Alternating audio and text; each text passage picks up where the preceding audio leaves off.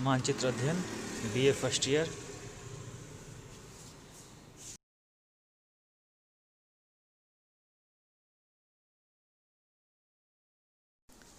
मानचित्र मानचित्र संपूर्ण पृथ्वी या उसके किसी निश्चित भूभाग का चौरस सतह अथवा कागज पर सांकेतिक चिन्हों द्वारा बना हुआ वह चित्र होता है जो किसी निश्चित मापक पर भूभाग को उस रूप में प्रदर्शित करता है जिस रूप में वह किसी वायुयान से ऊपर से दिखाई देता है।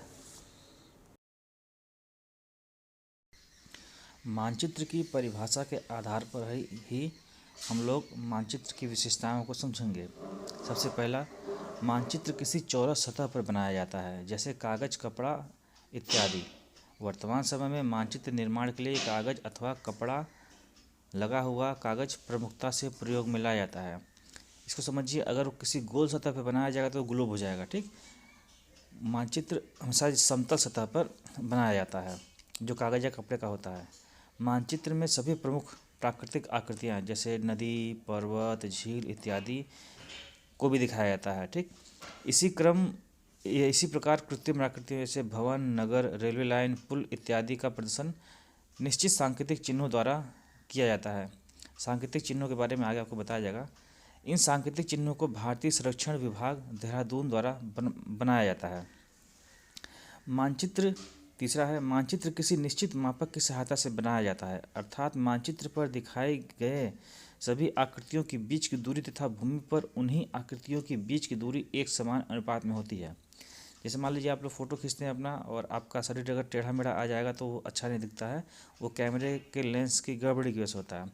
ऐसे ही मानचित्र में जो दो जगह की दूरी होती है वो वास्तविक भूमि पर उन्हीं दो जगहों के बीच की दूरी के अनुपात में ही होता है, जिसकी सहायता से हम आसानी से दो स्थानों के बीच की दूरी को नाप सकते हैं। अगर ऐसा ना हो तो चीज़ें गड़बड़ दिखाई देंगी। चौथा है, मानचित्र भूमि के किसी निश्चित भूभाग को उस रूप में प्रदर्शित करता है जिस रूप में वह किसी वायुयान द्वारा ऊपर से देखने पर दिखाई देता है।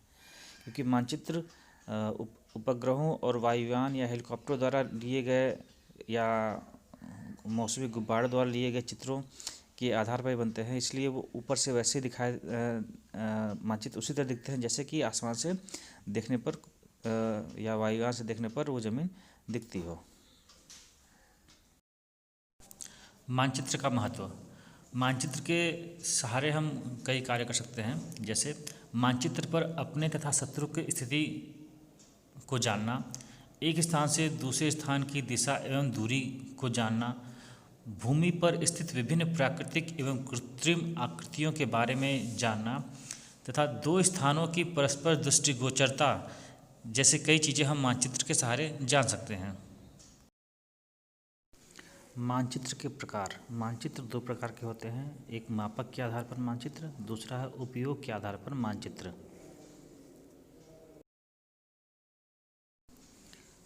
मानचित्र के मापक के आधार पर भी मानचित्र दो प्रकार के होते हैं। पहला है लघु मापक मानचित्र, दूसरा है दीर्घ मापक मानचित्र।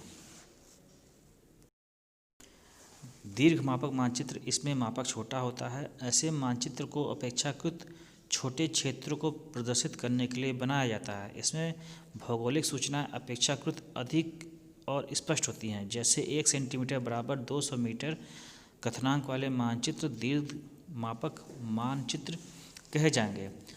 ऐसा इसलिए है कि 1 सेंटीमीटर बराबर अगर 50 मीटर, 100 मीटर, 200 मीटर का एक मानचित्र हमको मिलता है तो उसमें हम चीज़ों को ज़्यादा स्पष्ट तरीके से देख सकते हैं। जैसे मान लीजिए अगर आप अंतरिक्ष से पृथ्वी को देखेंगे तो पूरी पृथ्वी तो दिखाई देगी, मगर उसके बारे में बहुत सी जानकारियाँ नहीं मिल पाएंगी।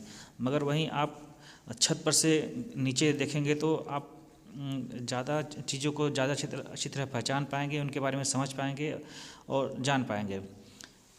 ये खासियत होती है दीर्घ मापक मानचित्र की। इसका मापक छोटा होता है मगर सूचनाएं अधिक होती हैं।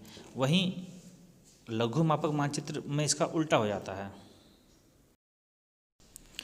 लघु मापक मानचित्र, इसमें मापक बड़ा होता है। ऐसे मानचित्र को अपेक्षाकृत बड़े भूक्षेत्र प्रदर्शित करने के लिए बनाया जाता है। इसमें भौगोलिक सूचनाएं अपेक्षाकृत कम होती हैं, जैसे 1 सेंटीमीटर बराबर 2 किलोमीटर कथनांक वाले मानचित्र लघु मापक मानचित्र कहे जाएंगे। इसमें आपने दीर्घ वाले में देखा कि 1 सेंटीमीटर में 200 मीटर दिखा रहा है और यहाँ पे 1 सेंटीमीटर में 2 किलोमीटर का एरिया आपको दिखाएगा। तो जाहिर सी बात है कि इसमें क्षेत्रफल तो बड़ा होगा, मगर सेंटीमीटर, एक ही सेंटीमीटर के अंतर्गत 2 किलोमीटर में आपको ज़्यादा सूचनाएं नहीं मिल पाएंगी। ये अंतर है लघु मापक और दीर्घ मापक का। उपयोग के आधार पर मानचित्र के प्रकार। उपयोग के आधार पर मानचित्र कई प्रकार के होते हैं, जिन्हें हम अपनी सुविधा के अनुसार नाम दे देते हैं। जैसे प्राकृतिक मानचित्र, जिसमें हम वनस्पतियों के बारे में दिखाते हैं। राजनीतिक मानचित्र जिसमें हम देश और राज्य की सीमाएं दिखाते हैं। ऐतिहासिक मानचित्र, आर्थिक मानचित्र, सांख्यिकी मानचित्र और सैनिक मानचित्र इत्यादि। ये विश्वविद्यालय का सैटेलाइट मानचित्र है, जिसमें आपको बिल्डिंगें, पेड़, सड़कें आदि दिखाई दे रही हैं। इसके आधार पर इसमें आपका विभाग भी दिखाई दे रहा है। जो पहला फ़ोटो लगा था वो विभाग का ही है। इससे आप लोग मानचित्र के बारे में बहुत सी चीज़ें समझ सकते हैं। हमें आप भी बताइए कि ये जो मानचित्र है वो लघु मापक मानचित्र है या दीर्घ मापक मानचित्र है।